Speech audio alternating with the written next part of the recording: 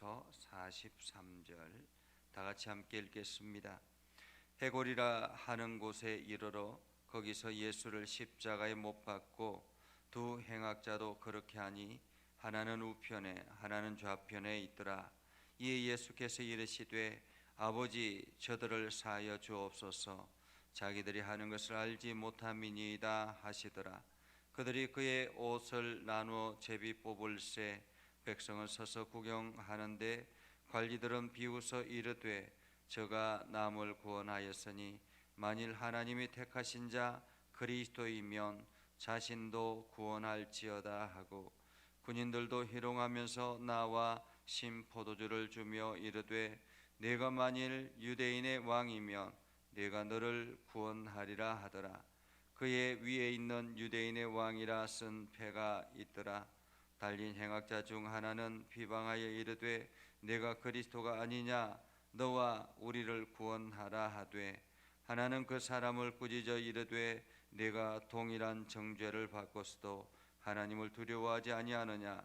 우리는 우리가 행한 일에 상당한 보응을 받는 것이니 이에 당연한 것이거니와 이 사람이 행한 것은 옳지 않은 것이 없느니라 하고 이르되 예수여 당신의 나라에 임하실 때에 나를 기억하소서 하니 예수께서 이르시되 내가 진실로 내게 이르노니 오늘 네가 나와 함께 낙원에 있으리라 하시니라.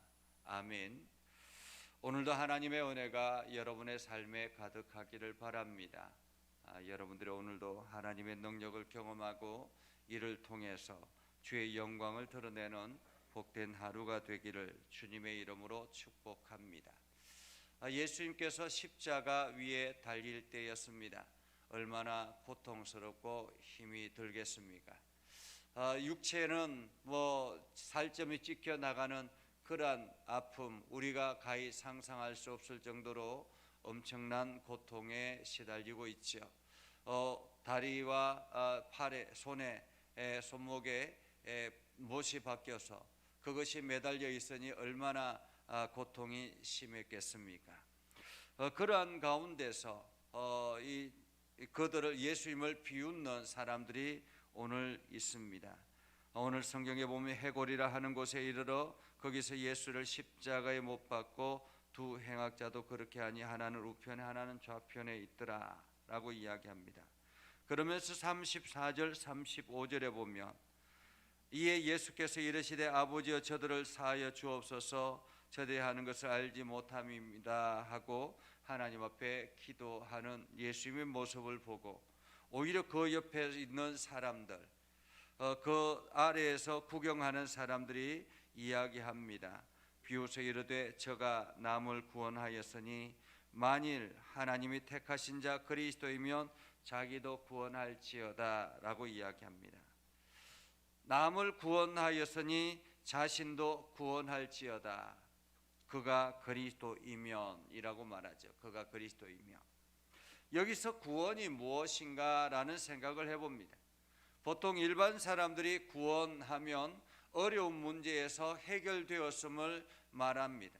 그래서 그 어떤 문제가 일어났을 때 그 문제가 해결되었으면 내가 구원받았습니다 라고 이야기를 하기도 합니다. 질병에 걸린 사람들이 질병의 고통에서 해결되어졌으면 구원받았다라고 이야기합니다. 여러 가지 재정적인 어려움을 겪고 있는 회사가 그것을 해결되면 마치 구원받았습니다라고 생각을 합니다. 다시 말하면 이 땅에 있는 사람들의 구원의 생각은 문제 해결, 이 땅의 문제의 해결됨에 대해서 구원받았다라고 생각한다라는 것입니다. 군인들도 희롱하면서 동일하게 이야기하죠. 내가 만일 유대인의 왕이면 내가 너를 구원하라. 스스로가 이 문제를 해결하라 라고 이야기합니다. 이 문제를 해결하라. 그런데 이 땅에서 문제의 해결은 하나님의 은혜이지 그것이 구원은 아닙니다. 구원은 하나님께서 베풀어 주신 은혜를 경험하는 그 첫 번째 단계인데 죄의 권세에서 온전히 노임받고 자유함을 얻게 되는 것이 구원이고 또한 더 나아가서는 하나님의 나라가 임하였을 때 우리가 그 하나님의 나라에 들어가는 것이 완전한 구원이라 그렇게 말할 수 있습니다. 내가 죄의 권세 아래 있지 아니하고 하나님의 권세 아래 있을 때에 그것이 구원의 은혜가 있다라는 말이죠. 이 죄의 권세와 하나님의 권세는 어떻게 갈 수 있습니까? 그것은 바로 예수 그리스도를 통해서 나아가는 길이다라는 거죠. 그래서 예수 그리스도를 통해서 예수 그리스도를 내가 주로 고백하고 주님의 은혜 안에 거할 때 우리는 구원에 이르게 된다라는 것입니다. 그리고 구원의 은혜에 이르게 된 사람들, 그 사람들에게 하나님께서 베풀어 주시는 은혜가 오늘 이들이 말하는 세상의 문제의 해결이라는 것입니다. 그래서 구원받은 백성들이 우리가 하나님의 은혜를 공급받는 것이 바로 이 땅에서 문제 해결이다라고 말할 수 있습니다. 오늘 예수님께서 십자가 위에서 고통당하는 이유는 무엇입니까? 그리고 십자가 위에서 절규하며 외치는 이유는 무엇입니까? 우리들에게 그 구원의 은혜를 해결해 주기 위해서, 그 구원의 은혜를 주시기 위해서 이 고통의 시간을 겪고 있다라는 말입니다. 그런데 세상 사람들은 오히려 그를 조롱하고 비웃고 그리고 오히려 그가 행하는 모든 일을 하찮게 생각하더라라는 것입니다. 자, 이런데 오늘 성경의 말씀은 이들의 이야기가 아니라 그 다음에 나오는 두 사람의 이야기가 오늘 성경의 주인공인 것입니다. 39절에 보면 이렇게 말하죠. 달린 행악자 중 하나는 비방하여 이르되 내가 그리스도가 아니냐 너와 우리를 구원하라 하되 라고 말합니다. 오늘 예수님 좌우편에 동일하게 두 행악자도 십자가에 달려 죽게 되었습니다. 두 사람 모두 다가 어떤 죄를 지었는지는 정확하게 알 수 없습니다. 그러나 세상 사람들이 범죄자라고 생각하는 그러한 사람들입니다. 두 행악자, 그 중에 한 사람은 동일하게 세상 사람들과 함께 비웃습니다. 내가 그리스도가 아니냐 너와 우리를 구원하라. 내가 그리스도가 아니냐 너와 우리를 구원하라. 이것이 이 한 사람의 이야기죠.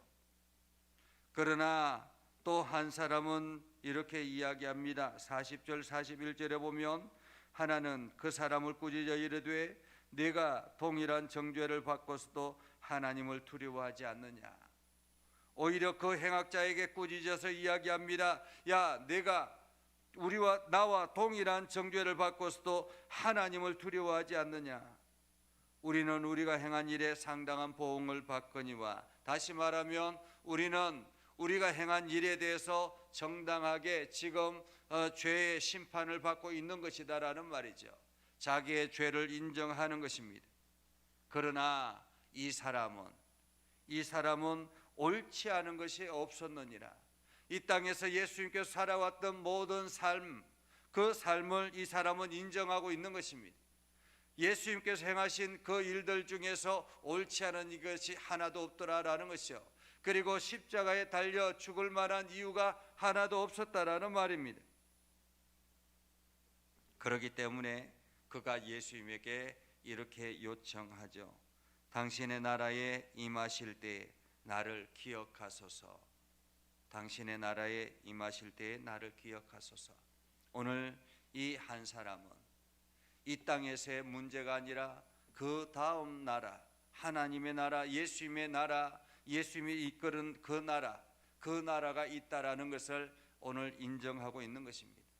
그러니까 이 행악자 이 사람은 자기의 죄를 인정하고 그리고 하나님 나라가 있음을 알고 그리고 난 다음에 나를 기억하여 주십시오라는 말은 나를 부탁합니다라는 말이죠. 나 자신을 부탁합니다. 오늘 이 사람에 대해서 예수님께서 말합니다. 내가 진실로 네게 이르노니 오늘 네가 나와 함께 낙원에 있으리라. 네가 나와 함께 낙원에 있으리라 라는 말은 오늘 내가 구원받았느니라 라는 말이기도 합니다. 오늘 이것을 통해서 우리가 구원의 조건이 무엇인가 하는 것을 알 수 있습니다. 세상 사람들은 구원의 조건이 마치 올바른 일을 행하고 여러 가지 많은 어떤 세상의 이로운 일들을 행하고 이것이 구원의 조건이라고 생각을 합니다.